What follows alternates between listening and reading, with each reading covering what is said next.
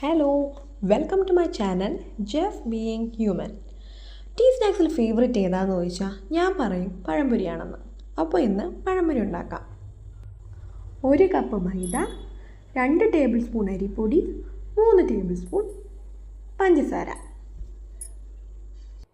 1 നുള്ളുപ്പും കളറിന് ആവശ്യത്തിനുമായുള്ള മഞ്ഞൾപ്പൊടിയും ചേർക്കാം.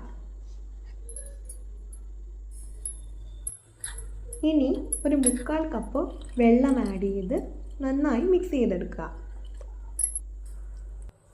മാവിനി 1/2 മണിക്കൂർ റെസ്റ്റ് ചെയ്യാൻ വെക്കുക.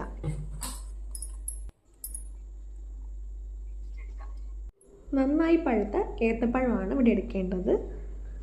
പഴം ഇതുപോലെ നീളത്തിൽ കട്ട് ചെയ്തെടുക്കുക.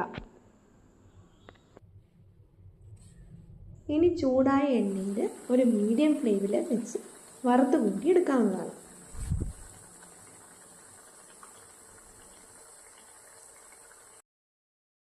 പഴംപൊരി റെഡി.